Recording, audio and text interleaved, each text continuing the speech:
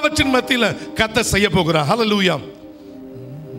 உங்க ஊழியம் நான் ஏன் கலங்கணும், அழைச்சது நீங்க நடத்தி செல்வீங்க. உங்க ஊழியம் நான் ஏன் கலங்கணும், அழைச்சது நீங்க நடத்தி செல்வீங்க. திட்டங்கள் தருபவரும் நீர்தானையா, செயல்படுத்தி மகிழ்பவரும் நீர்தானையா. திட்டங்கள் தருபவரும் நீர்தானையா, செயல்படுத்தி மகிழ்பவரும் நீர்தானையா. எஜமானனே என் ராஜனே, எஜமானனே என் ராஜனே. எஜமானன் நீர் இருக்க வேலைக்காரனுக்கு ஏன் கவலை, எஜமானன் நீர் இருக்க வேலைக்காரனுக்கு ஏன் கவலை. உங்க ஊழியம் நான் ஏன் கலங்கணும், அழைச்சது நீங்க நடத்தி செல்வீங்க. உங்க ஊழியம் நான் ஏன் கலங்கணும், அழைச்சது நீங்க நடத்தி செல்வீங்க. ஹல்லேலூயா. கர்த்தர் நல்லவர், அழைச்சவர் அவர். ஹல்லேலூயா.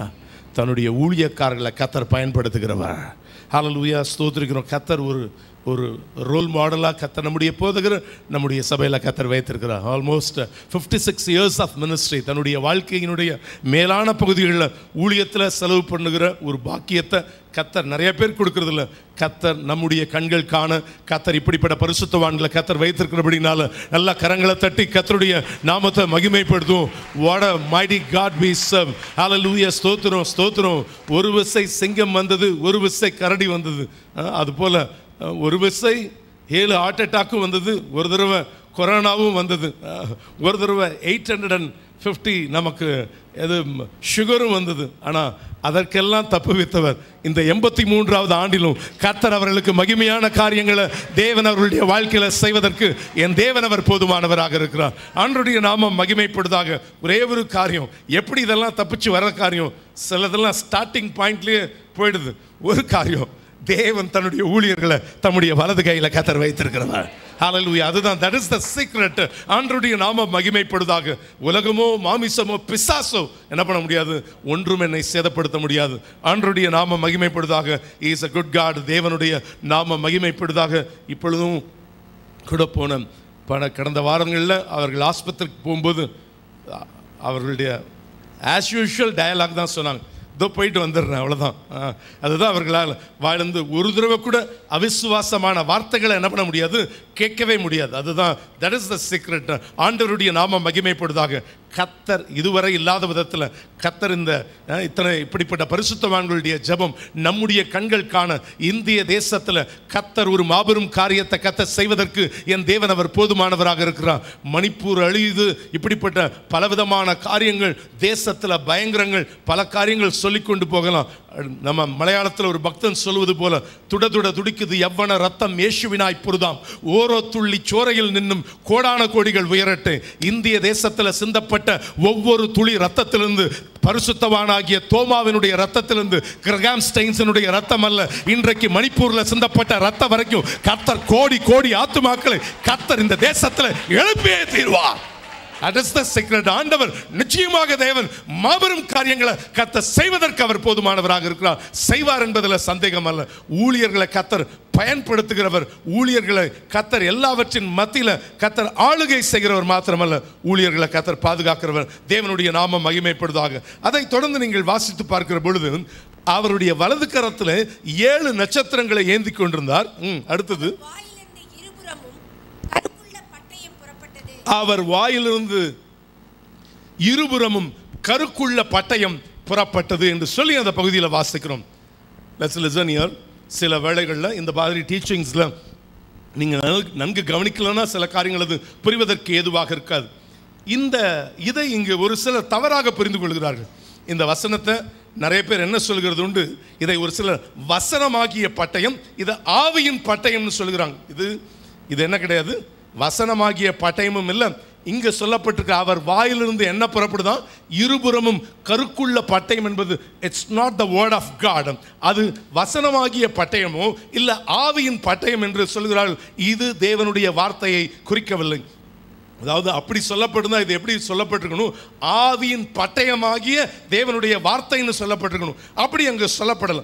ஆனால் இதற்கு அதாவது இது எந்த இடத்தை காண்பிக்குது? உங்களுக்கு ஒரு வசனத்தை நான் காண்பிக்கிறேன். வெளிப்படுத்தின விசேஷம் 19ஆம் அதிகாரம் 11ஆம் வசனம் தொடங்கி 15ஆம் வசனம் வரைக்கும் வாசிக்கும் பொழுது யார் அந்த பட்டயத்தை பார்க்கிறோம்? அந்த பட்டயத்தை யார் வைத்திருக்கிறார்? அதன் மூலமாக என்ன செய்யப்படுகிறது என்பதை அந்த பகுதி நமக்கு திட்டவட்டமாக சொல்கிறது. வெளிப்படுத்தல் 19ஆம் அதிகாரம் 11ஆம் வசனம் தொடங்கி 15ஆம் வசனம் வரை. பின்பு பரலோகம் திறந்திருக்க கண்டேன், இதோ ஒரு வெள்ளை குதிரை காணப்பட்டது. இதோ பரலோகம் திறந்திருக்க கண்டேன், அங்கு ஒரு வெள்ளை குதிரை காணப்பட்டது. அதன் மேல் ஏறி இருந்தவர், வெள்ளை குதிரையின் மேல் ஏறி இருந்தவர் உண்மையும் சத்தியம் உள்ளவர் என்னப்பட்டவர். அவர் யார்? அவர் உண்மையும் சத்தியமும் உள்ளவர். அவர் நீதியாய் நியாயம் தீர்த்து யுத்தம் பண்ணுகிறார். அவர் நீதியாய் நியாயம் தீர்த்து யுத்தம் பண்ணுகிறவர். அவருடைய கண்கள் அக்னி ஜுவாலையை போல் இருந்தன. அவருடைய சிரசின் மேல் அநேக கிரீடங்கள் இருந்தன. அவருக்கே என்று வேறொருக்கும் தெரியாத ஒரு நாமமும் எழுதியிருந்தது. இரத்தத்தில் தோய்க்கப்பட்ட வஸ்திரத்தை தரித்திருந்தார். அவருடைய நாமம் தேவனுடைய வார்த்தை என்பதே. பரலோகத்தில் உள்ள சேனைகள் வெண்மையும் சுத்தமுமான மெல்லிய வஸ்திரம் தரித்தவர்களாய் வெள்ளை குதிரைகளின் மேல் ஏறி அவருக்கு பின் சென்றார்கள். புறஜாதிகளை வெட்டும்படிக்கு அவருடைய வாயிலிருந்து கூர்மையான பட்டயம் புறப்படுகிறது. கூர்மையான பட்டயம் புறப்படுகிறது. அந்த வார்த்தையை மறுபடியும் வாசிங்க. புறஜாதிகளை வெட்டும்படிக்கு அவருடைய வாயிலிருந்து கூர்மையான பட்டயம் புறப்படுகிறது. இருப்பு கோலால் அவர்களை அரசாளுவார். அவர் சர்வ வல்லமையுள்ள தேவனுடைய உக்கிர கோபமாகிய மது உள்ள ஆளையை மிதிக்கிறார். இங்க கவனிங்க. அவர் வாயிலிருந்து ஒரு பட்டயம் புறப்பட்டது. அது என்ன பண்ணுதான்? இருபுறமும் கருக்குள்ள அந்த பட்டயம் என்ன செய்து அந்நிய ஜாதியை, இயேசு கிறிஸ்துவை ஏற்றுக்கொள்ளாத அவர்களை அழிக்கும்படியாக என்ன பண்ணுதான்? அந்த பட்டயம் என்ன பண்ணுது? புறப்பட்டு செல்கிறது என்று சொல்லி அந்த பகுதியில் நீங்க வாசிக்கும் பொழுது வாசிக்கலாம். அவருடைய வாயிலிருந்து புறப்படுகிற அந்த அந்த பட்டயம் செய்கிற காரியம் என்ன சொல்லப்படுது? அந்நிய ஜாதியை, தேவனை ஏற்றுக்கொள்ளாதவர்களை அழிக்கும்படியாக அது புறப்பட்டு செல்வது. வெளியில ஏற்றுக்கொள்ளாதவர்களை அழிக்கிற அதே பட்டயம் சபையில தேவ பிள்ளைகளை அது பாதுகாக்கிறது. ஆண்டவருடைய நாமம் மகிமைப்படுவதாக. ஆனால் அதனால தான் ஏன் இந்த இருபுறமும் கருக்குள்ள பட்டயம் சபையில் இருக்கிறவர்களையும் அது என்ன பண்ணும்? சில வேளைகள் என்ன பண்ணும்? வெட்டும். தேவனுடைய ராஜ்யத்துக்கு உட்படாத காரியங்களை செய்யும் பொழுது அப்படிப்பட்டவர்கள் அது வெட்டும் என்பதை காண்பிக்கிறது. இந்த வசனம் இன்னொரு இடத்துலையும் நீங்க வாசிக்கலாம். அதுவும் அந்த கண்ணோட்டத்தில் நீங்க தியானிக்க கர்த்தர் கிருபை தருவாராக. வெளிப்படுத்தல் 2ஆம் அதிகாரம் 16ஆம் வசனத்தையும் வாசித்து பாருங்கள். வெளிப்படுத்தல் 2:16. நீ மனம் திரும்பு இல்லாவிட்டால் நான் சீக்கிரமாய் உன்னிடத்தில் வந்து என் வாயின் பட்டயத்தால் அவர்களோட யுத்தம் பண்ணுவேன். வாயின் பட்டயத்தால் என்ன பண்ணுவேன்? அவர்களோட யுத்தம் பண்ணுவேன். கைகளை உயர்த்தி ஒரு அல்லேலூயா சொல்லுங்க பார்க்கலாம். அது எதை காட்டுகிறது என்று சொன்னா, தேவன் சபையின் நிலையை குறித்து கர்த்தர் கருத்துள்ளவராக இருக்கிறார். என்ன காரியங்களின் மத்தியில் let the church be the church, சபை சபையாக இருக்கட்டும், அதை தேவன் கருத்தில் கொள்கிறவராக காணப்படுகிறார் என்று சொல்லி அந்த பகுதியில் வாசிக்கிறோம். அவர் இயேசு கிறிஸ்துவனுடைய வாயிலிருந்து இருபுறமும் கருக்குள்ள பட்டயம் அது உலகத்தோடும் காரியத்தை செய்யும், அது சபைக்குள்ளும் என்ன பண்ணும்? அது கிரியை செய்யும் என்பதாக அந்த பகுதியில் வாசிக்கிறோம். எனிவே நம்ம இந்த காரியத்து நிமித்தம் நாம் எச்சரிக்கையாக காணப்பட வேண்டும். வசனம் அதுதான் நமக்கு சொல்லப்பட்டது. நம்ம பொதுவாக நினைக்கிற காரியம் என்ன? என் தேவன் எப்படிப்பட்டவர்? மிகுந்த மனதுருக்கம் உள்ளவர் என்று சொல்லி நாம் தியானிக்கிறோம். ஆனால் கருக்குள்ள பட்டயத்தை கொண்டு கர்த்தர் யுத்தம் பண்ணுவார். இப்போ மகிமையின் காட்சியை பார்த்துக்கிட்டு இருக்கிற அழகானவர், அவர் அருமையானவர், அவர் இனிமையானவர், அப்படிப்பட்ட காட்சியை பார்த்துக்கிட்டு இருக்கிற அவர். ஆனால் அதன் மத்தியில் மகிமையை தாண்டி அவர் உட்கார்ந்து இருக்கிற சிங்காசனம் என்ன சிங்காசனம்? அவர் நீதியுள்ள நியாயாதிபதியாக உட்கார்ந்து இருக்கிறார். அந்த காட்சி தான். ஃப்ரேமிங்கை மாத்திராதீங்க. எங்கேயுமே அந்த ஃப்ரேமிங் மாற போறதில்லை. இந்த இடத்துக்கு வந்த பிறகு அந்த இடத்துல நோ அட்ஜஸ்ட்மெண்ட்ஸ், நோ இறக்கம், நோ மனது இருக்கும், நோ கிருபை, எல்லாம் இந்த இடத்துல ஜட்ஜ்மெண்ட் சீட்டுக்கு வந்துட்ட பிறகு, அதனால தான் அடிக்கடி நம்ம சொல்லுகிற ஒரு காரியம் அது. வெளிப்படுத்தல் 19:11 மற்றும் வெளிப்படுத்தல் 2:16 அந்த பட்டயம் தேவ பிள்ளைகளுக்கு கொடுக்கப்படுகிறது. பாதுகாப்பு என்று அதை பல சொல்லுகிற காரியம் ஒன்று. ஒரு பக்கத்தில் புறஜாதியாருக்கு அதனால் அழிவு, ஆனால் தேவ பிள்ளைகளுக்கு அது பாதுகாப்பு என்பதாக அந்த பகுதியில் நாம் பார்க்கும் பொழுது பார்க்கிறோம். ஆண்டவருடைய நாம மகிமைப்படுவதாக. எல்லாவற்றின் மத்தியில் கர்த்தர் தேவன் பெரிய காரியங்களை செய்வதற்கு அவர் போதுமானவராக இருக்கிறார். ஆனால் நம்ம செய்ய வேண்டிய காரியம், ஐயோ வெளியில் இருக்கிறவன தானே பிரதர், வெட்டட்டும் பிரதர், ஆனால் இது எனக்கு சம்பந்தம் இல்லை என்கிற காரியம் இல்லை. உங்களுடைய பொறுப்பு. ஏன் சபையில் இருக்கிறவங்களை அது வெட்டும் அப்படின்னு சொன்னால், நம்ம செய்ய வேண்டிய வேலை என்ன பண்ணணும்? இன்னும் துரிதமாக செய்ய வேண்டிய காலகட்டத்தில் இருக்கிறோம். ஜாக்கிரதையாக இருப்பது மிகுந்த அவசியம். பிரியமானவர்களே, துணிக்கடையில் வேலை செஞ்சுக்கிட்டு இருந்த ஜார்ஜ் வில்லியம்ஸ் என்று சொல்லப்பட்ட இளம் வாலிபன், இஸ் ஜஸ்ட் 20 years old, 20 வயது வாலிபன். ஆனால் அவன் செய்த காரியம் என்ன தெரியுமா? துணிக்கடையில் 140 பேர் வேலை செய்கிறாங்க. 140 பேர், இவனையும் சேர்த்து 140 பேர். ஒவ்வொரு நாளும், அதாவது ஒரு நாள் கூட தவறாதபடிக்கு ஒவ்வொரு நாளும் 139 பேரையும் எழுதி வைத்து ஜெபம் பண்ணுவார். ஆண்டவரே, என் நண்பர்கள் எல்லாத்தையும் ரட்சித்தருங்கப்பா. என் கூட வேலை செய்கிற 139 பேரையும் டெய்லி சொல்லாமல் என்ன பண்ணதில்லை, அவர் படுக்கைக்கு போவதில்லை.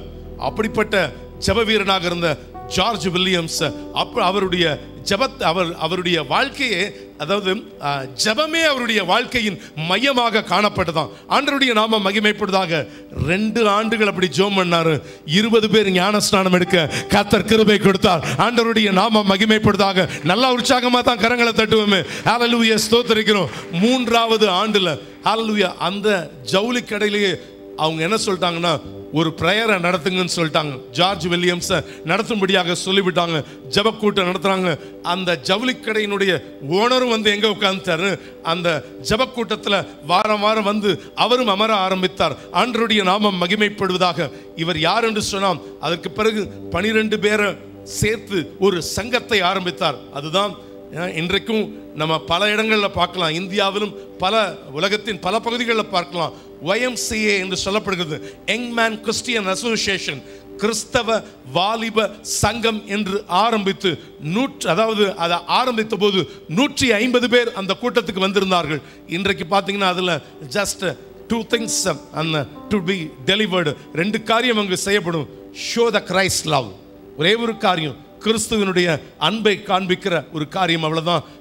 அது எல்லாவற்றின் மத்தியில் அவர்கள் செய்கிற அடுத்த காரியம் போய் எல்லாருக்கும் சுவிசேஷத்தை அறிவிப்பது. இப்படித்தான் அவர்கள் செய்த காரியம். ஆண்டவருடைய நாமம் மகிமைப்படுவதாக. ஏதோ ஒரு விதத்தில் கர்த்தர் உங்களையும் என்னையும் தாயின் கற்பத்தில் அல்ல, உலக தோற்றத்துக்கு முன்பாகவே முன்குறித்திருக்கிற அவர். ஆண்டவருடைய நாமம் மகிமைப்படுவதாக. ஒரு காரியத்தை நல்லா கவனிச்சுக்கோங்க. இருபுறமும் கருக்குள்ள பட்டயம் அவருடைய வாயில காணப்படுகிறது. அது என்ன பண்ணுனா, இது நமக்கு அது ஆறுதலையும் கொடுக்கும், அது வெட்டவும் செய்யும். அந்த அப்படிப்பட்ட தேவ வசனம் அல்ல அது நமக்கு சொல்லிக் கொடுக்கிற பாடம் என்ன அப்படின்னு சொன்னா, அது தேவனை அறியாதவர்களை, தேவனுக்குரிய காரியங்களை செய்யாதவர்கள் என்ன பண்ணுனா, அது அழித்து போடக்கூடிய பட்டயமாய் காணப்படுகிறது. ஆண்டவருடைய நாமம் மகிமைப்படுவதாக. ஹல்லேலூயா. இயேசு கிறிஸ்துவில் நாம் சீடராகுவோம், விசுவாசத்தில் முன் நடப்போம். இயேசு கிறிஸ்துவில் நாம் சீடராகுவோம், விசுவாசத்தில் முன் நடப்போம். இனி எல்லாருமே அவர் பணிக்கெனவே ஒன்றாய் என்னாலும் உழைத்திடுவோம். நம் இயேசு ராஜாவே இதோ வேகம் வாராரே, அதி வேகமாய் செயல்படுவோம். கைகளை தட்டி, நம் இயேசு ராஜாவே இதோ வேகம் வாராரே, அதி வேகமாய் செயல்படுவோம். மனிதர் யாரிடம் பாசம் காட்டுவோம், இயேசு மந்தைக்குள் அழைத்திடுவோம். சொல்லுங்க, மனிதர் யாரிடம் பாசம் காட்டுவோம், இயேசு மந்தைக்குள் அழைத்திடுவோம். ஆதி உற்சாகமாய் ஆதி சீக்கிரமாய் ராஜ பாதையை செம்மையாக்குவோம். நம் இயேசு ராஜாவே இதோ வேகம் வாராரே, ஆதி வேகமாய் செயல்படுவோம். சொல்லுவோம், நம் இயேசு ராஜாவே இதோ வேகம் வாராரே, ஆதி வேகமாய் செயல்படுவோம். நம் இயேசு ராஜாவே இதோ வேகம் வாராரே, அதிவேகமாய் செயல்படுவோம். யாராவது ஒருவர் கைகளை பிடிச்சு சொல்லுங்க பார்க்கலாம். பட்டயம் அவருடைய வாயில் இருக்கிறது. அதிவேகமாய் செயல்படுவோம். தேவனுக்காக அதிவேகமாய் செயல்படுவோம். கைகளை உயர்த்தி ஒரு அல்லேலூயா சொல்லாமா? நான் புறஜாதியாருக்கு அதனால் அழிவு, தேவ பிள்ளைகளுக்கு பாதுகாப்பு. ஹல்லேலூயா, ஸ்தோத்திரிக்கிறோம். What a mighty God we serve. அவருடைய வருகை மிக சமீபம் பிரியமானவர்களே. ஏதோ ஒரு காட்சியை பார்த்துட்டு போல, each and every line, each and every word, ஒவ்வொரு சென்டென்ஸில் எவ்ரி வேர்டு, ஒவ்வொரு வார்த்தையில் ஆழ்ந்த அர்த்தங்களை அதன் மூலமாகத்தான். அதனால தான் அந்த காட்சி அவரால் என்ன பண்ண முடியல, he cannot stand, அவரால் நிற்க முடியல பிரியமானவர்களே. மடியில் சாய்ந்திருந்த யோவான் தான், ஆனால் he cannot stand, அந்த மகிமைக்கு முன்பாக என்ன பண்ண முடியல, நிற்க முடியல. ஹல்லேலூயா, ஸ்தோத்திரிக்கிறோம். அந்த பரிசுத்தத்துக்கு முன்பாக நிற்க முடியல.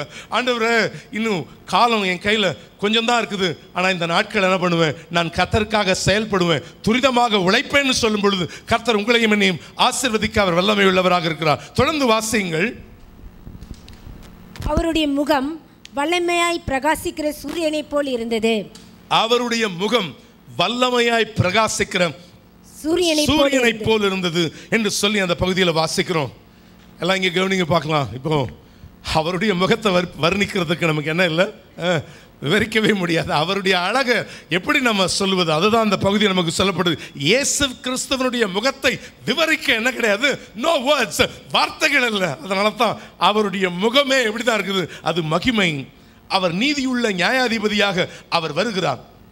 ஆண்டவருடைய நாமம் மகிமைப்படுவதாக. இந்த காட்சியை ஒரு தடவை இயேசு கிறிஸ்து கூட இருக்கும் பொழுது கண்ட ஒரு யோவானாகத்தான் நம்ம பார்க்கும் பொழுது பார்க்குறோம். மத்தேயு 17ஆம் அதிகாரத்தில் நீங்கள் அப்புறமேல் வாசித்து பார்த்து கொள்ளுங்க.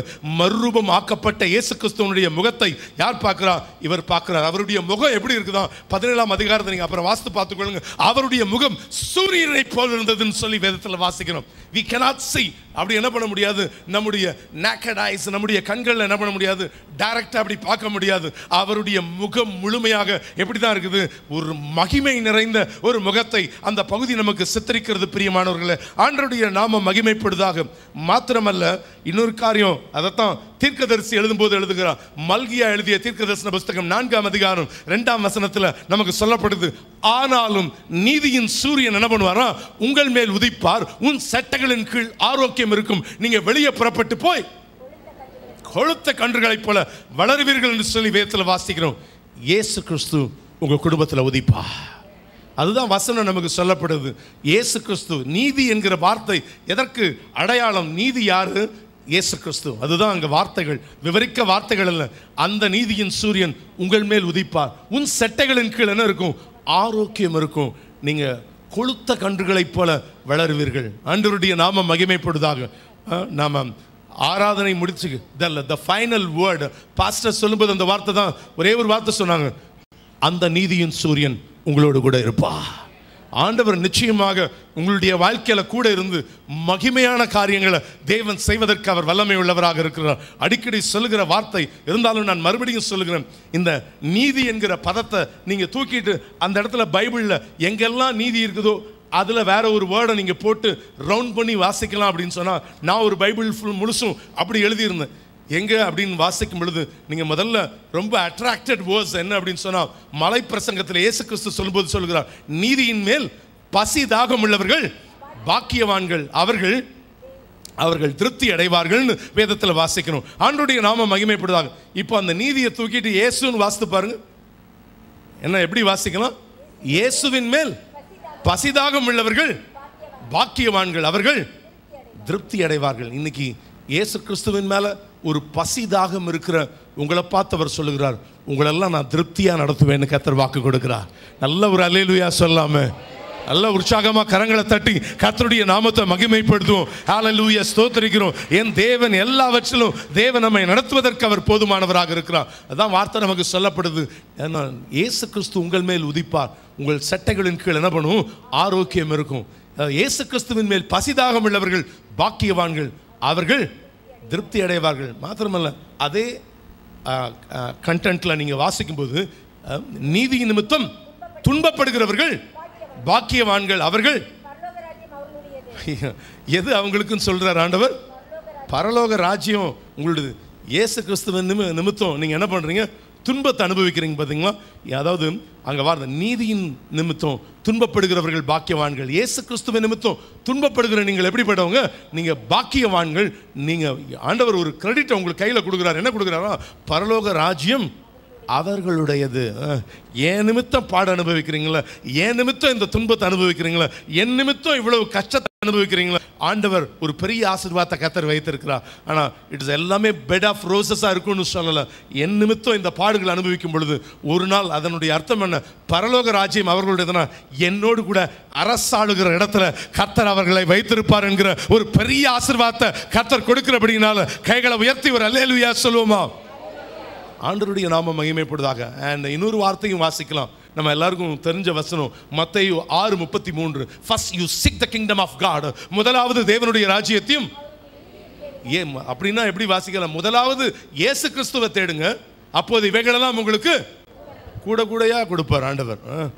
ஆண்டவர் எல்லாவற்றையும் ஆண்டவர் நிறைவாக்கி தருவதற்கு என் தேவன் அவர் போதுமானவராக இருக்கிறார். செய்வார் என்பதில் சந்தேகம் அல்ல.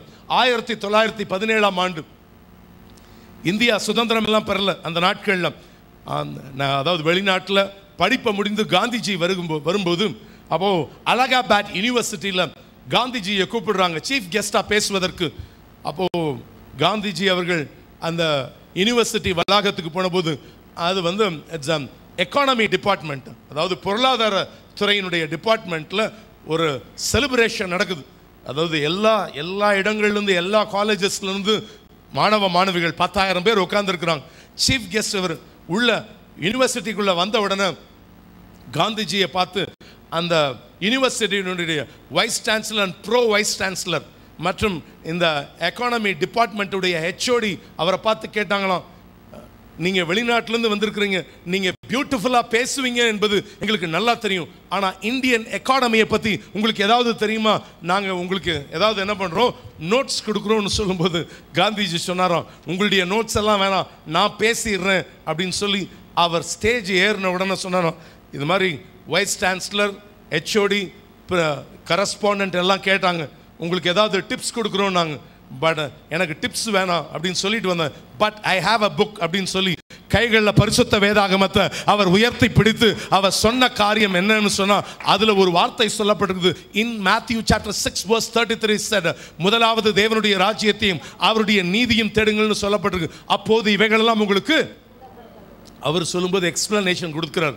எப்படி காந்திஜி இதுக்கு இந்த வார்த்தைக்கு எக்ஸ்பிளனேஷன் கொடுக்குறாருன்னா, முதலாவது தேவனுடைய ராஜ்யத்தையும் அவருடைய நீதியும் தேடுங்கள், அப்போது இவைகள் எல்லாம் இருக்கு பார்த்தீங்களா, அந்த இவைகள் எல்லாம் என்கிற அந்த ஒரு வார்த்தையில் உன் வீட்டுக்கு வேண்டிய பொருளாதாரம், உங்கள் குடும்பத்துக்கு வேண்டிய பொருளாதாரம், உங்கள் நாட்டுக்கு வேண்டிய பொருளாதாரம், உலகத்துக்கு வேண்டிய ஒட்டுமொத்த பொருளாதாரமும் எதில் அடங்கியிருக்குது?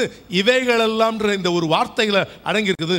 முதலாவது நீ தேவனை தேடுனா இவைகள் எல்லாவற்றையும் கர்த்தர் உங்களுக்கு என்ன பண்ணுவா? கூட கூட தருவதற்கு என் தேவன் அவர் வல்லமை உள்ளவராக இருக்கிறான்னு சொல்லிட்டு அவர் சொன்னாராம், நான் இந்த பிரின்சிபல் படி தான் வாழ்கிறேன், நீயும் வாழ்ந்து பாரு, தேவன் உன்னை ஆசீர்வதிப்பார்னு போய் உட்கார்ந்தாராம். நான் அதுக்கு பிறகு ஒரு இன்டர்வியூவில் சொல்லும்போது நிறையா மீடியா பர்சன்ஸ் எல்லாம் உட்கார்ந்துருக்கும் பொழுது சொல்லும்போது சொன்ன, இந்திய தேசத்தின் சரித்திரத்தை மாற்றி அமைக்கிற ஒரு மகாத்மாவா மாறினதற்கு ஒரு பெரிய ஒரு காரணம் என்னவா இருந்துச்சுன்னா இந்த பரிசுத்த வேதாகமம். ஆண்டவருடைய நாமம் மகிமைப்படுவதாக.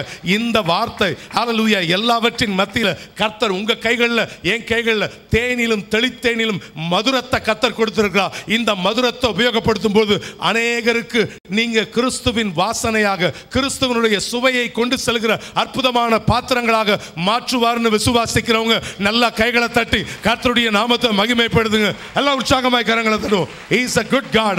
ஆண்டவருடைய நாமம் மகிமைப்படுவதாக. வார்த்தை தான் நமக்கு சொல்லப்பட்டிருக்கிற காரியம். முதலாவது அவரை நீங்க தேடுங்க, இவைகளெல்லாம் உங்களுக்கு கூட கொடுக்கப்படும்.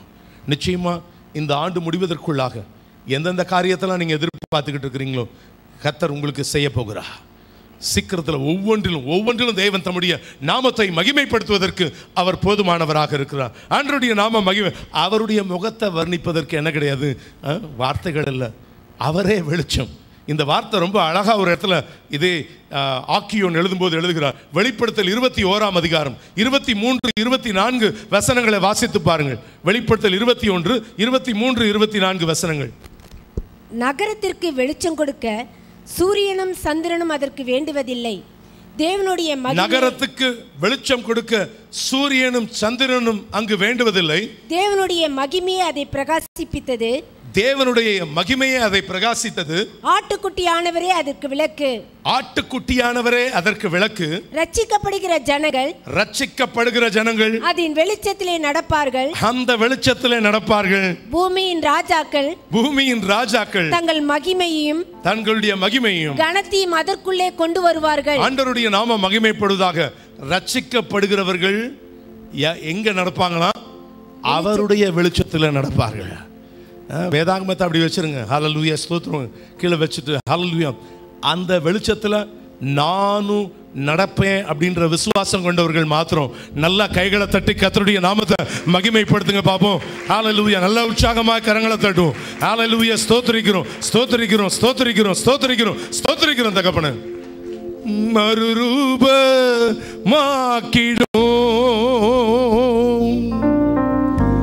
மகிமையின் தெய்வமே. ஒரே ஒரு விஷயம் கேட்க போறோம். என்னை மறுரூபமாக்குங்கப்பா. இன்னும் உம்முடைய சாயலை என்னை மாத்துங்க தகப்பனே. ஃபாதர் பெர்க்மன்ஸ் ரொம்ப அழகான ஒரு பாடல். உன்னத தேவனே, எனேசு ராஜனே, உம்மோடு இணைந்திட என் உள்ள ஏங்குது ஆண்டவரே. ஆனா சில காரியம் அந்த சாயலா மாறணும்னு நினைக்கிறேன் சுவாமி. இந்த உலகத்தின் காரியம் என்ன பண்ணுது? கட்டி போடுது ஆண்டவரே. எனக்கு ஒரு ஆசை உங்களுடைய வெளிச்சத்தில் நடக்கிற நாள்ல நானும் அந்த தேவ ஜனங்களோடு நடக்கிற கூட்டத்தில் இருக்கணும் சுவாமி. பூலோகத்தில் பாடிட்டு போறது இல்லப்பா. கேளுங்க ஆண்டவர்கிட்ட. ஏதோ வந்துட்டு போயிட்டேன் அப்படின்னா அட்டெண்டன்ஸ் போட்டுட்டேன்னா ஆண்டவர் எல்லாமே கொடுத்துடுறாருன்னு தப்பு கணக்கு போட்டிருப்பீங்கன்னா ஐ எம் சோ சாரி. அது நீங்களா இருந்தாலும் சரி, நானா இருந்தாலும் சரி, ஜட்ஜ்மெண்ட் சீட்ல உட்கார்ந்து இருக்கிறவர் என் ஆண்டவர். ஹல்லேலூயா, ஸ்தோத்திரம். அன்னைக்கு இறக்கம் இல்லைங்க, அன்னைக்கு இறக்கம் இல்லை. அவனுடைய முடிய சாயலாயனைய மாத்துங்கன்னு ஒரே ஒரு விஷயம் உங்க கைகளை உயர்த்தி பிதாவாகிய தேவனுக்கு நேராக சொல்லுவோமா? மறுரூபமாக்கிடும். இன்னும் சத்தமா சொல்லுங்க. மறுரூபமாக்கிடும். ஆமென். மகிமையின் தேவனே. சொல்லுவோம். மறுரூபமாக்கிடும் மகிமையின் தேவனே. உம்முக சாயலா ராஜா. கேளுங்க அண்ணன் கேளுங்க. ஒரு 2 நிமிஷம். சாயலா உருவாக்கும் தெய்வமே. இன்னொரு விஷயம், 2 கைகளை உயர்த்தி மறுரூபமாக்கிடும் அப்பா மகிமையின் தேவனே. மறுரூபமாக்கிடும் மகிமையின் தேவனே. உம்முக சாயலா ரேஷியா காட்டாதா ரபா லோதரோ ரிபா லெகெதெ ஷியா காட்டோதரோ பலா. உம்முக சாயலா உருவாக்கும் தெய்வமே. இரவெல்லாம் பகலெல்லாம் இதயம் உமக்காக துடிக்குதையா. நினைவெல்லாம் பேச்செல்லாம் நேசரே உம்மை பற்றி தானே ஐயா. இரவெல்லாம் பகலெல்லாம் இதயம் உமக்காக துடிக்குதையா. நினைவெல்லாம் பேச்செல்லாம் நேசரே உம்மை உம்மை பற்றி தானே ஐயா உன்னத தேவனே என் இயேசு ராஜனே உம்மோடு இணைந்திட என் உள்ளமும் ஏங்குதையா உன்னத இணைந்திட என் உள்ளமும் ஏங்குதையா உன்னத தேவனே என் இயேசு ராஜனே உம்மோடு இணைந்திட என் உள்ளம் ஏங்குதையா என் உள்ளம் ஏங்குதப்பா, என் உள்ளம் ஏங்குதையா. சவுல் கீழே விழுந்து கிடக்கிறான். காணக்கூடாத ஒரு பிரகாசம், மகிமை பொருந்திய நியாயாதிபதியாக அவர் வருகிறார். பிரியமானவர்களே, லெட்ஸ் லிசன். உபத்திரவ காலங்களில் அவர் ஒரு நியாயாதிபதியாக தான் இருப்பார். ஆர்மகெடான் யுத்தம் நடக்கும் பொழுதும் அவர் எங்கே தான் உட்கார்ந்துருப்பார்? அந்த நியாயாதிபதி சிங்காசனத்தை தான் உட்கார்ந்துருப்பார். வெள்ளை சிங்காசன காலகட்டத்திலும் அவர் ஒரு நியாயாதிபதியாக இருப்பார். இது மகிமை பொருந்திய இயேசு கிறிஸ்துவை காண்பிக்கிற விதமாய் காணப்படுகிறது. இந்த வெள்ளை சிங்காசனம் இதெல்லாம் நம்ம தியானிப்போம். இன்னும் வருகிற நாட்களில் அதெல்லாம் நம்ம தியானிப்போம். What is the meaning? என்ன பலவிதமான அர்த்தங்களை கொண்டிருக்கிறது பிரியமானவர்கள். எஸ், ரட்சிக்கப்படாச்சு, ஞானஸ்நானம் படாச்சு, ஹாட் கேக் மாதிரி என் கையில் என்ன பண்ணுவார் ஆண்டவர்?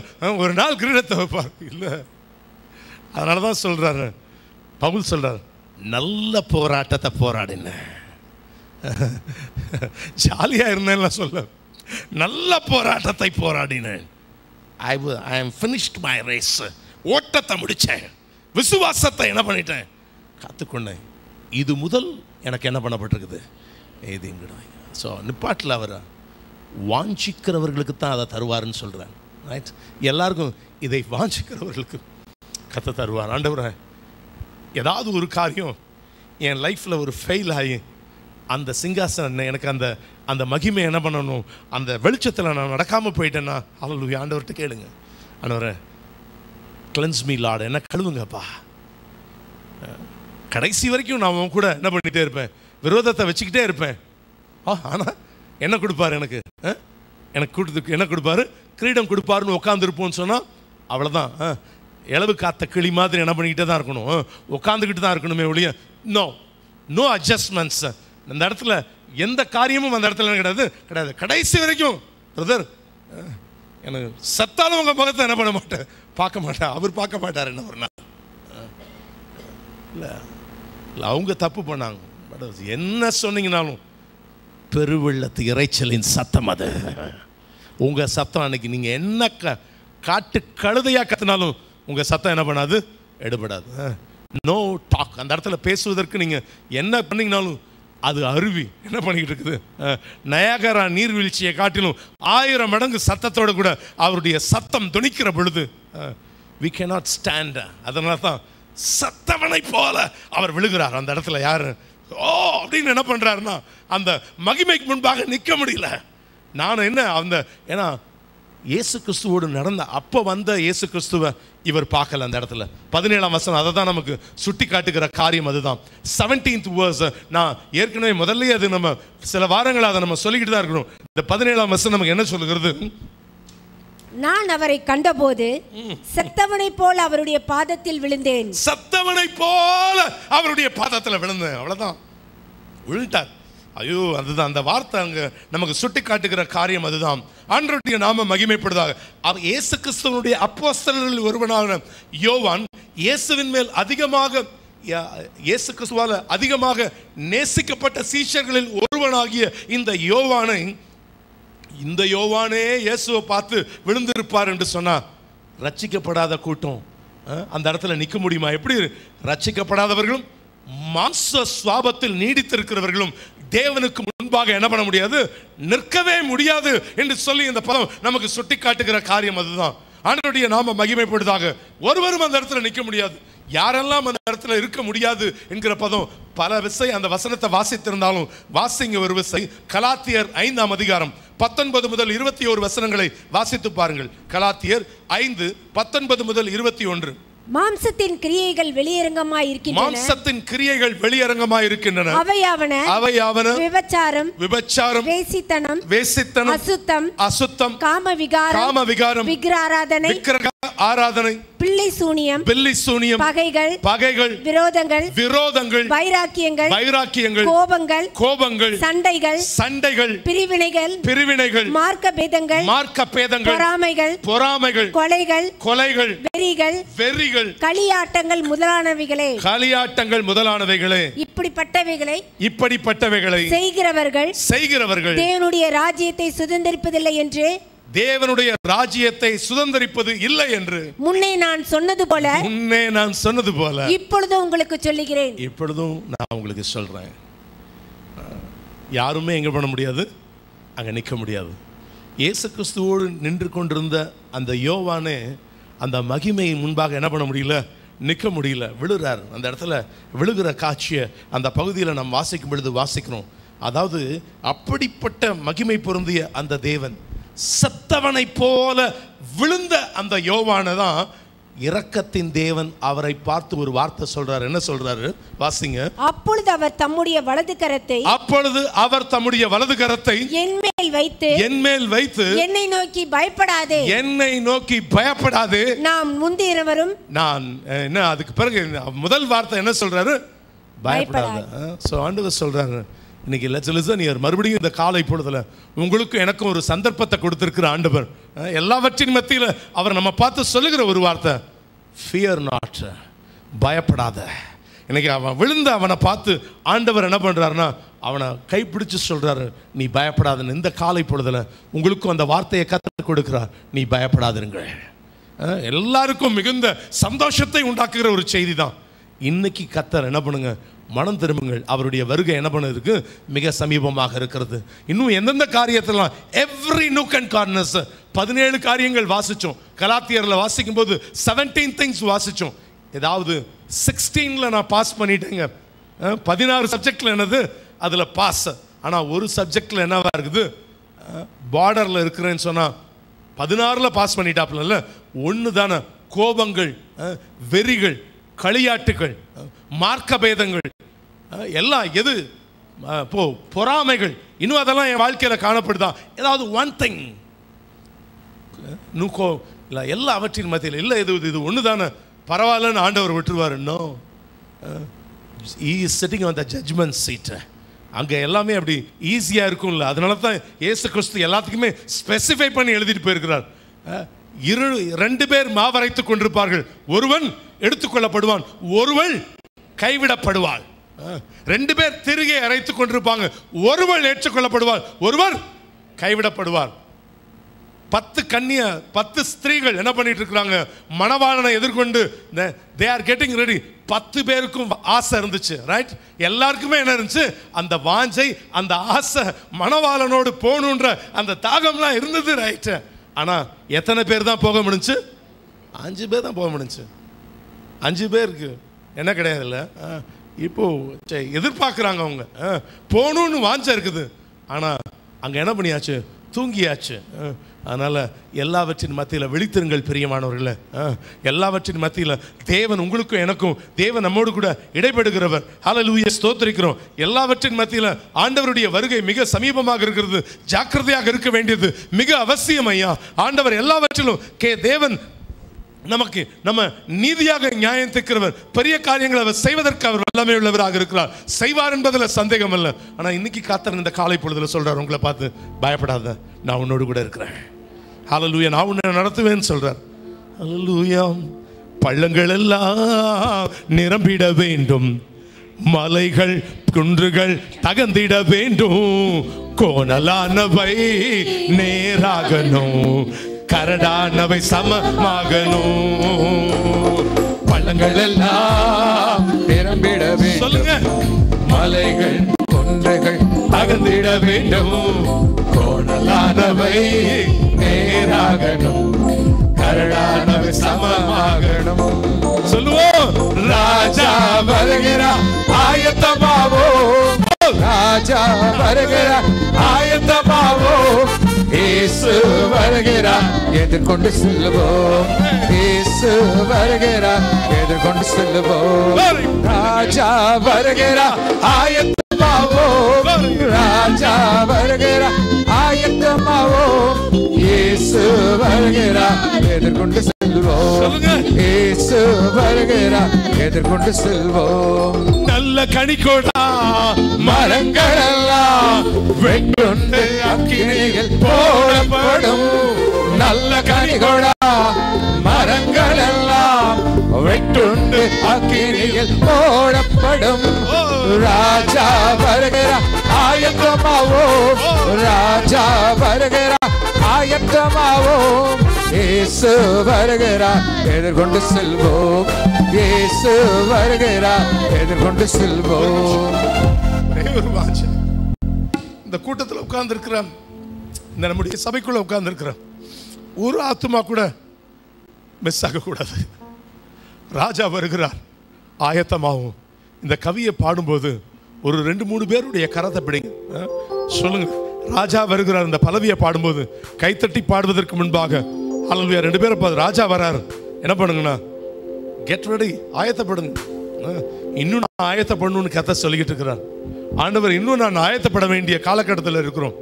Everything was I am ready. இல்லை, இன்னும் ஏதோ ஒரு காரியம் கத்தர் என் கூட பேசுவார்னா சரி செய்ய வேண்டிய நேரத்தில் இருந்துகிட்டு இருக்கிறேன். பாடலாமா? ராஜா வருகிறார் ஆயத்தமாவோ, ராஜா வருகிறார் ஆயத்தமாவோ, இயேசு வருகிறார் எதிர்கொண்டு செல்வோம், இயேசு வருகிறார் எதிர்கொண்டு செல்வோம். யாருமே ஸ்பெக்டேட்டர் கிடையாது. நீங்க உங்க பக்கத்துல கூட எந்திரிச்சிடலாம். நீங்க அப்படியே நின்று அப்படி கேஷுவலா மனைவியோ சகோதரனோ சகோதரியோ சொந்த பந்தங்களோ whoever else get ready, ஆயத்தப்படு. ஏன், அதாவது இன்னாருடைய ஜபத்திலேயே ஓடிடலாம்னா முடியாது. This is my time. ஆண்டவர் அதனாலதான் the sixth sense, 6வது அறிவை கொடுத்திருக்கிறார் ஆண்டவர். எல்லாவற்றில் நீங்களும் நானும் ஆயத்தப்படணும். எல்லாவற்றையும் இயேசு சீக்கிரம் வரப்போகிறார். தேசத்தின் நிலைகள்லாம் பார்க்கும் பொழுது ஒரு பக்கம் தேசத்துல கொள்ளை நோயை பார்த்துட்டோம். இதுவரைக்கும் அனுபவிக்காத கொடூரங்களை என்ன பண்ணிக்கிட்டு இருக்கிறோம். நம்முடைய தேசம் உலகமே காரி துப்பிட்டு இருக்குது. இப்போ மணிப்பூர்ல இருந்து வந்த அந்த வீடியோஸ் எல்லாம் பார்க்கும்போது இதை விட ஒரு அசிங்கம் என்ன பண்ண வேண்டியதில்லை, இந்த தேசத்துக்கு தேவைப்பட வேண்டியதில்லை என்கிற விதத்தில் பேசப்படுகிற சூழ்நிலைகள். ஸோ எவ்ரிதிங் எம்ப்ளாய்ஸ் ஒரு காரியத்தை நமக்கு சுட்டி காட்டுது. ஒன்னே ஒரு, இயேசு வருகிறா, இயேசு சீக்கிரத்தில் வரப்போகிறா. Get ready. அதனால தான் ஏன்னா நீங்க அப்படி கேஷுவலா அப்படி உட்கார்ந்து பார்த்துடாம 2-3 பேருடைய கைகளை நீங்க கொடுத்து சொல்றீங்களோ தட்டி சொல்றீங்களோ, ராஜா வருகிறா ஆயத்தமாவோ, ராஜா வருகிறா ஆயத்தமாவோ, இயேசு வருகிறா எதிர்கொண்டு செல்வோம், இயேசு வருகிறா எதிர்கொண்டு செல்வோம், ராஜா வருகிறா ஆயத்தமாவோ, ராஜா வருகிறா ஆயத்தமாவோ, இயேசு வருகிறா எதிர்கொண்டு செல்வோம், இயேசு வருகிறா எதிர்கொண்டு செல்வோம். கோதுமையை பிரித்து களஞ்சியத்தில் சேர்த்து பதரையோ அக்கினியில் சுட்டரிப்பாரே. கோதுமையை பிரித்து களஞ்சியத்தில் சேர்த்து பதரையோ அக்கினியில் சுட்டரிப்பாரே. ராஜா வருகிறா ஆயத்தமாவோ, ராஜா வருகிறா ஆயத்தமாவோ, இயேசு வருகிறா எதிர்கொண்டு செல்வோம், இயேசு வருகிறா எதிர்கொண்டு செல்வோம். இல்லாமலே குற்றமில்லாமலே கத்தருக்காய் வாழ்ந்து முன்னேறுவோம். கரையில்லாமலே குற்றமில்லாமலே கர்த்தருக்காய் வாழ்ந்து சொல்லுவோம். ராஜா வருகிறா ஆயத்தமாவோம், ராஜா வருகிறா ஆயத்தமாவோம், இயேசு வருகிறா எதிர்கொண்டு செல்வோம். நல்ல கைகளை தட்டி, இயேசு கரங்களை தட்டி பாருங்க. எதிர்கொண்டு செல்வோம்.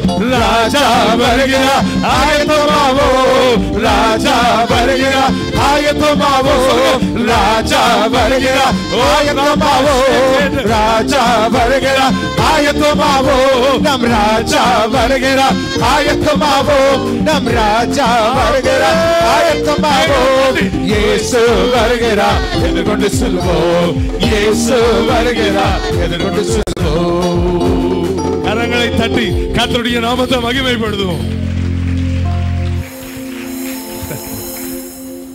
அவர் வருகை மிக சமீபம் பிரியமானவர்களே இயேசு வருகிறார் விழுந்துட்டான் இந்த மகிமைக்கு முன்பாக நிற்க முடியாத அந்த யோவான் விழுந்து போயிட்டான் அப்பதான் விழுந்த பொழுது தான் இயேசு தூக்கி நிறுத்துறார் இன்னைக்கு கூட இந்த காலை பொழுதுல உங்களை தூக்கி எடுக்கிறார் ஆண்டவர் என்ன எப்படி உடைஞ்சிருந்தாலும் சரி கர்த்தர் உங்களை தூக்கி எடுக்கிறவர் அழகான பாத்திரமாய் உருவாக்குவதற்கு கர்த்தர் உங்களையே நீ கையில் எடுக்கிறவர் பிரியமானவர்களே ஆண்டவருடைய நாமம் மகிமைப்படுவதாக 17, 18, 19 ஆண்டவர் இப்போ ஆண்டவர் சொல்கிறார் அவனை பார்த்து நான் சொல்கிறத என்ன பண்ணு எழுது அப்படின்னு சொல்கிறார் இட்ஸ் அ கமாண்ட் இந்த இடத்துல தான் ஒரு கட்டளையாக ஆண்டவர் அவரை பார்த்து சொல்கிறாரு நான் சொல்கிறத எல்லாத்தையும் என்ன பண்ணு எழுது அப்படின்னு அவரை பார்த்து சொல்லுகிறது அந்த பகுதியில் வாசிக்கிறோம் சபைகளுக்கு எழுது என்று கட்டளை கொடுத்தவர் யார் என்பதை நாம் இன்னும் அறிந்து கொள்ள வேண்டும் இவ்வளோ நேரம் அதை தானங்க சொல்லிக்கிட்டு இருந்தீங்க யார் அவர் தானே சொல்லிட்டு இருந்தீங்க அவர் முடிக்கலையே என் ஆண்டவருடைய பேச்சு முடியல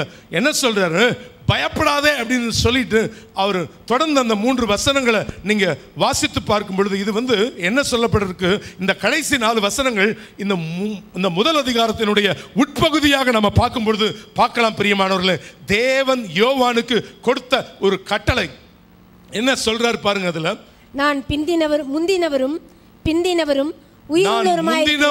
பிந்தினவருமாய் இருக்கிறேன் உயிருள்ளவருமாய் இருக்கிறேன் மரித்தேன் ஆனாலும் இதோ சதா காலங்களிலும் உயிரோடு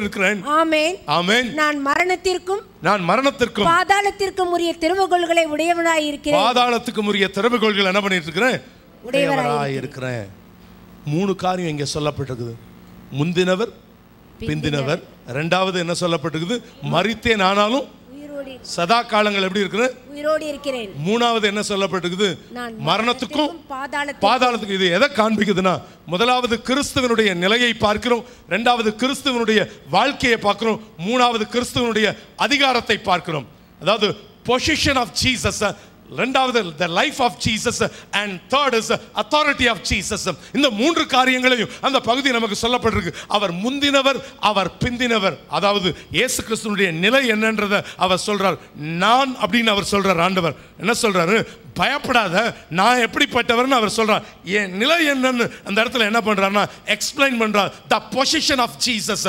இரண்டாவது காரியம் மரித்தே ஆனாலும் என்ன பண்ணியிருக்கிறேன் சதா காலங்களில் த லைஃப் ஆஃப் ஜீசஸ் அதை அவர் என்ன பண்றாருன்னா சொல்றாரு மூன்றாவது காரியம் எதை என் கையில் வச்சிருக்கிறேன் த அத்தாரிட்டி அதிகாரத்தை வச்சிருக்கிறேன் மரணத்துக்கும் பாதாளத்துக்கும் உரிய அந்த திறவுகோல்களை வைத்திருக்கிறேன் என்று சொல்லுகிறத அந்த பகுதியில் வாசிக்கிறோம் முதலாவது அவருடைய நிலை என்ன நான் முந்தினவரும் பிந்தினவரும் எப்படி இருக்கிறேன் உயிர் உள்ளவருமாய் இருக்கிறேன் என்று சொல்லி அந்த பகுதியில் வாசிக்கிறோம் அவர் தான் முந்தினவர் அவரே பிந்தினவர் நான் பழைய ஏற்பாட்டில் அவருடைய பெயர்களில் நம்ம அதிகமாக நம்ம என்ன பண்ணலாம்னா இப்போ பெயர்களில் அதிகமான ஒன்றாக நம்ம பார்க்கிற ஒரு காரியம் அவர் என்ன சொல்கிறேன்னா நானே ஆதியும் அந்தமுமாக இருக்கிறேன்னு அவர் சொல்லுகிறார் நான் தான் ஐ am the first I am the last நான் தான் முதல் நான் தான் கடைசி அவர் சொல்லும்போது சொல்லுகிற I am the alpha and I am the omega அதாவது I am the first and I am the last I am the beginning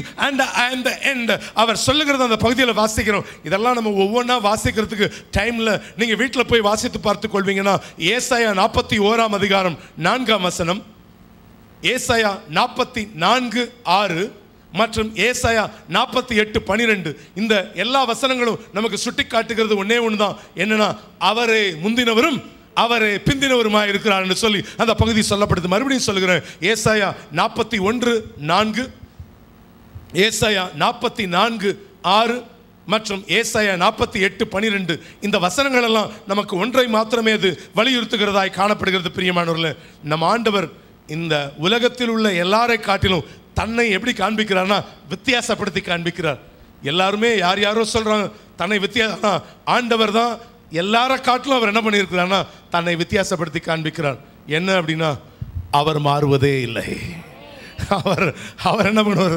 அவர் மாறுவதே இல்லை. அவர் நேற்றும் இன்றும் என்றும் அவர் மாறாதவராக இருக்கிறார். அதுதான் அந்த வசனம் நமக்கு சொல்லப்பட்டிருக்கிற காரியம். தான் எல்லாவற்றின் மத்தியில் அவர் நம்மை இதுவரைக்கும் அவர் நடத்தி கொண்டிருக்கிறவர். இன்னும் நம்மை நடத்துவதற்கு அவர் போதுமானவராக இருக்கிறார். கர்த்தருடைய நாமம் மகிமைப்படுவதாக. அவர் நேற்றும் இன்றும் என்றும் அவர் மாறாதவர். ஐ ஆம் த பிகினிங். நானே என்னவா இருக்கிறேன்? எல்லாவற்றிலும் உங்கள் வாழ்க்கையில் இருக்கிறேன். நான் உங்களை பார்த்துக்கொள்வேன். அதைத்தான் யாரை பார்த்து சொல்கிறேன்? இந்த யோவானை பார்த்து, பயப்படாத, நானே முந்தினவரும் நானே பிந்தினவரும். அது எதை காண்பிக்குதுன்னா, முன்னாடி அவன் எங்கே பார்க்குறான்? மனுஷகுமாரனாக வந்த இயேசு கிறிஸ்துவை பார்க்குறான். இப்போ பார்க்குற காரியம் எப்படிப்பட்ட இயேசு கிறிஸ்துவை பார்க்குறான்? மகிமை பொருந்திய இயேசு கிறிஸ்துவ. அதை தான் அவன் ஃபஸ்ட்டு சொல்கிறார். நீ யாரும் நினச்சிடாத, த சேம் ஐ ஆம் தட் ஐ ஆம், இருக்கிறவராகவே இருக்கிறேன் என்று சொன்னவர். கரங்களை தட்டி கர்த்தருடைய நாமத்தை மகிமைப்படுத்துங்க. இன்னும் ஆழமான காரியங்கள் இன்னும் எக்ஸ்பிளைன் பண்ணணும்னா we can go through it. அப்படிப்பட்ட மகிமையான வார்த்தைகள் பிரியமானவர்களே. he is good God. கர்த்தருடைய நாமம் மகிமைப்படுவதாக. இரண்டாவதாக அவருடைய வாழ்க்கையை பார்க்கிறோம். லைஃப். மரித்தேன் ஆனாலும் சதா காலங்களில் உயிரோடு இருக்கிறேன். மரிச்சேன் ஆனாலும் சதா காலங்களிலும். மரிச்சிட்டு அப்படி செத்து போல அடுத்த ஒர்க் செஞ்சுக்கிட்டு இருக்கிறார் அவர். எங்கே போனாருன்றதெல்லாம் நமக்கு சப்ஜெக்ட், அவ்வளோ பியூட்டிஃபுல்லான சப்ஜெக்ட். போய் எங்கே பண்ணுறாரு? சிறைப்பட்டவர்களை என்ன பண்ணாரா? சிறையாக்கினார் என்கிற சம்பவங்களை நம்ம தியானிப்போம். எங்கே போனார்?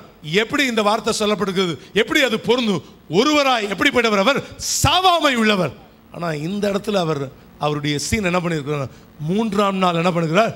உயிரோடு கூட எழுகிறார். ஆனால் அந்த வேளையில் அவர் என்ன செய்தார் என்கிற பதங்களை நம்ம வருகிற வசனங்களில் தியானிக்க கர்த்தர் கிருபை தருவாராக. அதனால தான் வார்த்தை சொல்லப்பட்டிருக்கிற காரியம் சாவாமை உள்ளவர். அப்படின்னா சதா காலங்களிலும் என் ஆண்டவர் எப்படி இருக்கிறார்னா உயிரோடு கூட இருக்கிறவர். நீங்கள் ஒரு வேளை சில காரியமெல்லாம் செத்து போச்சு அப்படின்னு நினச்சிருக்கலாம். இனிமேல் இந்த காரியம் நடக்கிறதுக்கு வழியே இல்லை அப்படின்னு யோசிக்கலாம்.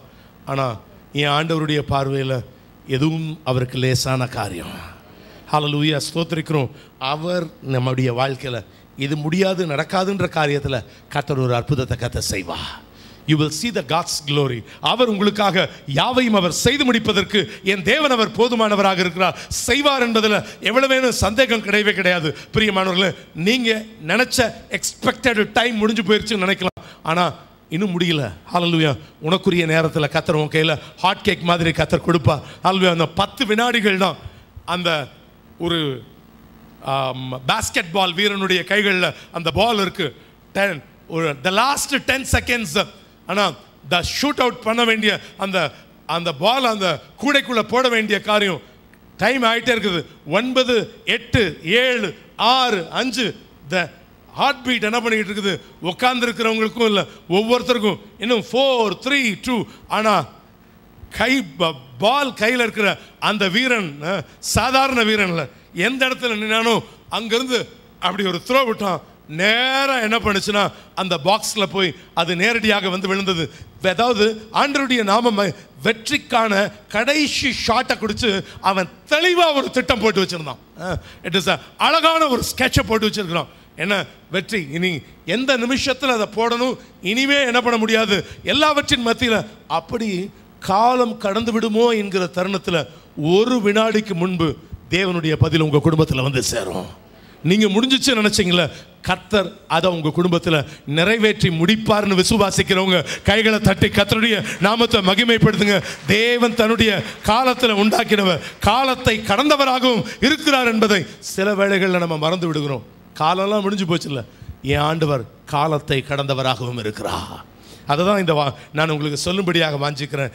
நமக்கு எப்போது என்ன தேவை என்பதை என் தேவன் அவர் நன்கு அறிந்திருக்கிறார். நம் ஜெபத்திற்கு இறுதி நேரத்தில் அவர் பதில் கொடுப்பதற்காக காத்திருக்கும் போது நம்ம தான் மிகவும் பதட்டம் அடைந்து விடுகிறோம். நடக்கலையே அப்படின்னு என்ன பண்ணுறோம். ஆனால் அந்த லாஸ்ட் மினிட்டுக்கு அவர் காத்துக்கிட்டு இருக்கிறார்.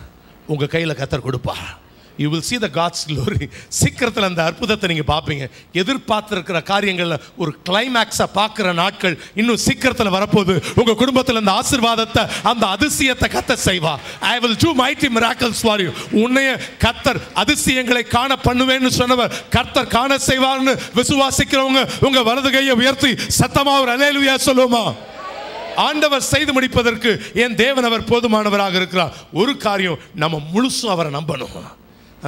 நம்பினோர் கைவிடப்படுவதில்லை. கர்த்தர் செய்து முடிப்பதற்கு என் தேவன் அவர் போதுமானவராக இருக்கிறார். ஆண்டவருடைய நாமம் மகிமைப்படுவதாக.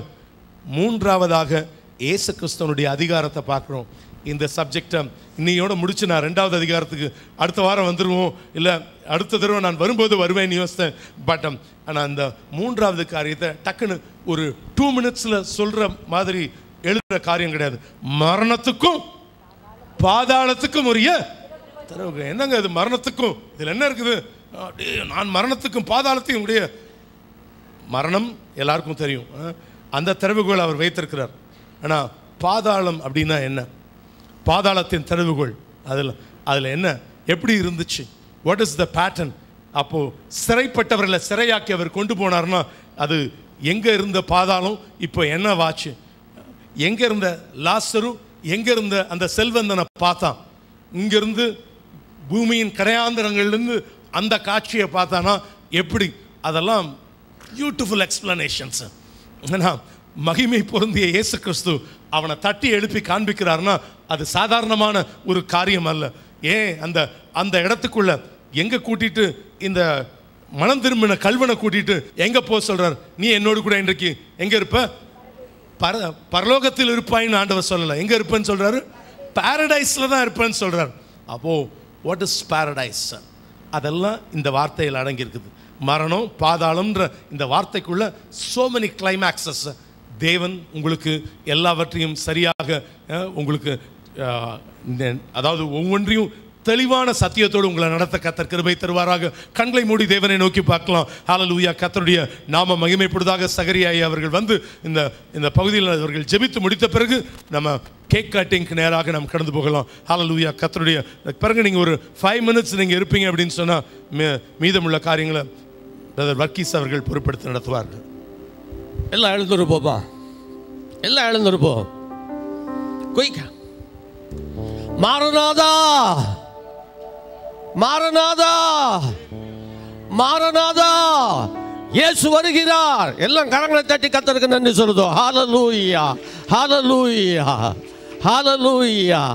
இந்த நாட்களை 7வது நாளாக இந்த வெளிப்படுத்துகிற விசேஷத்திலிருந்து கர்த்தருடைய தாசன் சொன்ன வார்த்தைகளை கேட்டோம். உலகத்தில் சொல்லுவாங்க, கூட்டி கழித்து பெருக்கி முடிவில் பார்த்தோம் என்று சொன்னால் கர்த்தருடைய வருகை தான், வேற ஒன்றுமே கிடையாது. கர்த்தருடைய வருகைக்கு நீங்களும் நானும் ஆயத்தமாக இருக்க வேண்டும். இந்த வெளிப்படுத்தும் விசேஷத்தை ஆரம்பத்திலிருந்து கடைசி வரைக்கும் பார்ப்போம் என்று சொன்னால் எல்லா வருகை குறித்து தான் அங்கே சொல்லப்பட்டதான காரியங்களாக இருக்கிறது. அன்று 1 தெசலோனிக்கேயர் புத்தகம் 1வது அதிகாரத்தில் 10வது வசனம் சொல்லுகிறது, 1ஆம் நூற்றாண்டிலே தெசலோனிக்க சபையார்கள் வருகைக்கு காத்திருந்தார்களாம். ஏன்?